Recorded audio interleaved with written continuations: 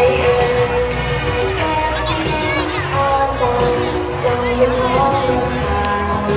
เร็วมาสุดแสงตาความมือก็หายมองฟ้าช่วยหน่อยพอใจให้ใจเรื่องราวเรื่อยไปด้วยใจสีทองใจจะเข้ามาในใจตาในกระแสสวรรค์จะทางได้เข้ามาแสงของจักรวาล